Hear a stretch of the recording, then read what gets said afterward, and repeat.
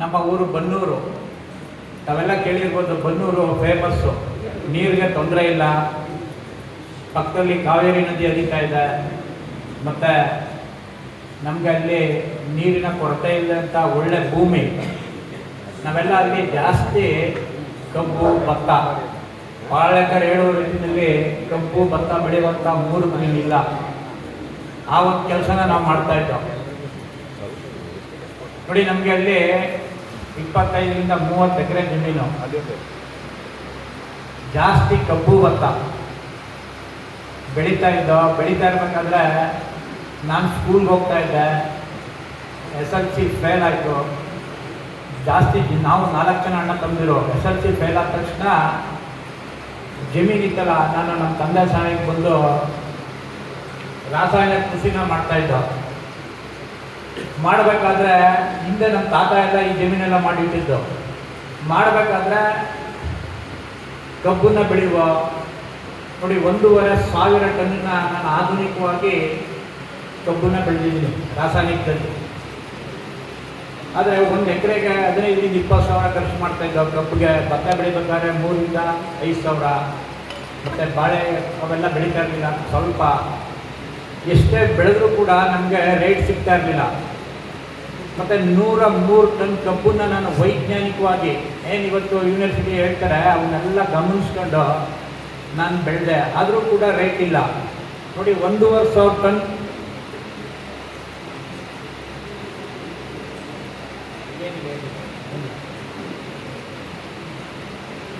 $1,500 ton ಕಬ್ಬು ಬೆಳೆದ್ರೂ ಕೂಡ ನಾವೆಲ್ಲ ಹೇಗಿರ್ಬೇಕು ರೈತರು? ಯಾವುದೋ ನೀವು ಫಾರಿನ್ ಕಾರ್ ತಗೊಂಡಿದ್ದಿರಲ್ಲ ಯಾರೋ ಕೆಲವರು, ಆ ಕಾರ್ ತಗ ತಿರುಗಾಡ್ಬೋಯ್ತು ನಾವು. ಆದರೆ ರೈತ ಅಷ್ಟೆಲ್ಲ ಬೆಳೆದ್ರೂ ಕೂಡ ನಾವೆಲ್ಲ ಸಾಲುಂಬರು. ಯಾಕೆ ಅಂತಂದರೆ ನಾವು ಮಾಡ್ತಾ ಇದ್ದಂಥ ಪದ್ಧತಿ ಪಾಳೆಕರ್ ಇದುವರೆಗೂ ಹೇಳಿದ್ರಲ್ಲ 3 ದಿನದಿಂದ ಎಲ್ಲ ಶೋಷಣೆಕಾರಿ ತಂತ್ರದ ವ್ಯವಸ್ಥೆ. ಆದರೆ ಹಿಂದೆ ಇದ್ದದ್ದು ಹೇಗಿತ್ತು ಅಂತ ಅವ್ರ ಬಾಯಿಲ್ಲ ಬರ್ತಾ ಇದೆ. ಆ ಇದಕ್ಕೆ ನಾವು ಸಿಗಾಕೊಂಡಿದ್ದು. ಆದರೆ ನಾನಂತೂ ಲೆಕ್ಕ ಆಗ್ತಾ ಇದ್ದೆ, ಏನು ಈ ಥರ ಆಗ್ತಾ ಇದೆಯಲ್ಲ ಇಷ್ಟೊಂದು ಅಂತೇಳಿ ಲೆಕ್ಕ ಹಾಕ್ತಾಗ ಎಲ್ಲ ನೋಡಿ ಬೆಳೆದಿದ್ರೆ ರೋಗ ಬರೋದು, ಮತ್ತು ರೇಟ್ ಸಿಗ್ತಾ ಇರಲಿಲ್ಲ.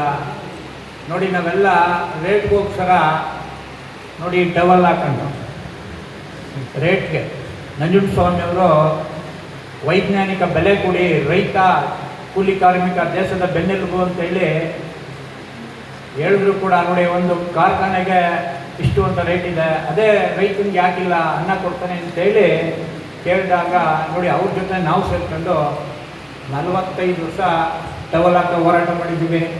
ಇನ್ನೂ ರೈತನಿಗೆ ನ್ಯಾಯ ಸಿಕ್ಕಿಲ್ಲ, ಸಿಗೋದೂ ಇಲ್ಲ. ಯಾಕೆ ಅಂದರೆ ಆದರೆ ಈ ರೈತ ಸಂಘಟನೆ ಒಂದು ಕೆಲಸ ಮಾಡ್ತು ದೊಡ್ಡದು. ಏನಪ್ಪ ಅದು ಅಂದರೆ ಸುಭಾಷ್ ಪಾಳೇಕರ್ ಅವ್ರನ್ನ ಕರ್ಕೊಬಂತು. ಮಹಾರಾಷ್ಟ್ರದಿಂದ ಕರ್ನಾಟಕಕ್ಕೆ ಪುಟಣೆಯವರು ರೈತರನ್ನ ನಮ್ಮ ಇವರು ಯಾರೋ ಎಲ್ಲ ರೈತರ ಮಕ್ಕಳು ಅಂತಾರೆ. ರೈತರು ನೋಡ್ತಾ ಇಲ್ಲ, ಯಾರೂ ನೋಡ್ತಾ ಇಲ್ಲ, ನಮ್ಮ ಕೆಲಸ ನಾವೇ ಮಾಡ್ಕೋಬೇಕು ಅಂತೇಳಿ ಪುಟಣೆಯವರು ಪಾಳೇಕರ್ನ ಬಸವರಾಜ್ ತಂಬಾಕಿ ಅಂತಿದ್ದಾರೆ ಬೀದರ್ನಲ್ಲಿ.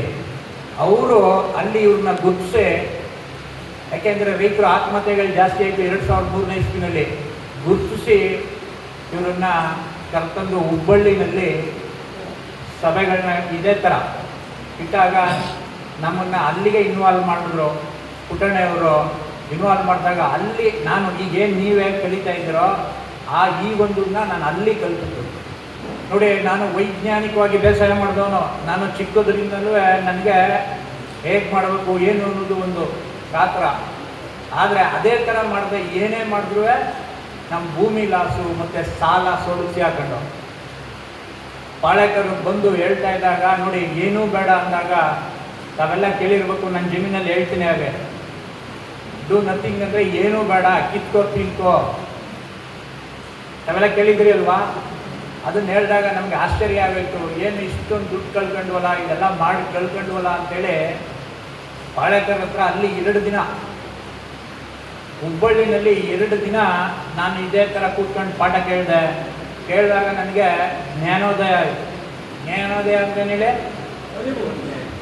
ಪಾಳೇಕರ್ ಹೇಳಿದ್ರು ನೋಡಿ, ನಾಲೆಡ್ಜ್, ಸೈನ್ಸ್, ಇಗ್ನೋರೆನ್ಸ್, ಇವು ಮೂರರ ಬಗ್ಗೆನೇ ನಾನು ಅರ್ಥ ಮಾಡ್ಕೊಂಡಿದ್ದು ಎಷ್ಟೊಂದು ಇದೆ. ಆಮೇಲೆ ದೇವಸ್ಥಾನಕ್ಕೆ ಹೋಯ್ತಿದ್ದೆ ಮೊದಲು.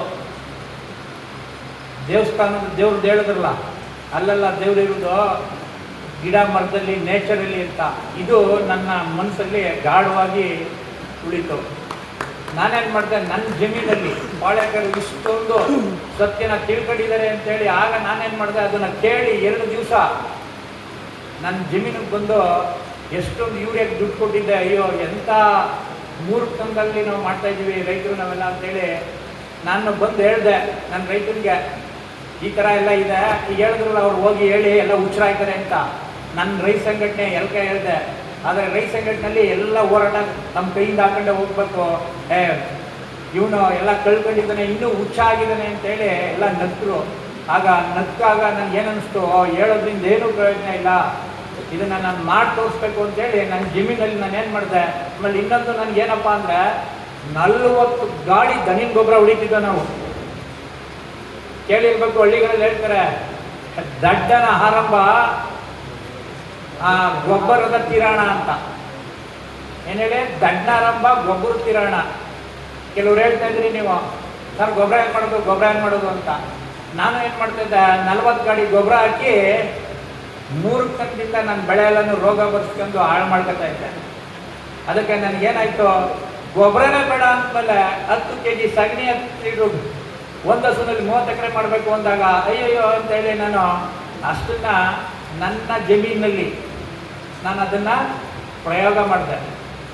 ಯಾವ ರೀತಿ ಪಾಳೇಕರ್ ಏನು ಹೇಳ್ತಾರೆ ಚಾಚೂ ತಪ್ತಾನೆ ಅದೇ ಪ್ರಯೋಗ. ಏನು ಫಸ್ಟು ಯೂರಿಯಾ, ನಾವೆಲ್ಲ ಗೊತ್ತಿದ್ದೀರ, ನಾವೆಲ್ಲ ಯೂರಿಯಾ ತಂದು ಹಾಕ್ತಿದ್ದೋ ಮೂಟೆಗಟ್ಟಲೆ. ಆದರೆ ಯೂರಿಯಾ ಹೆಂಗೆ ಬರುತ್ತೆ ಏನು ಅನ್ನೋದನ್ನು ಹೇಳಿದ್ರು ನೋಡಿ.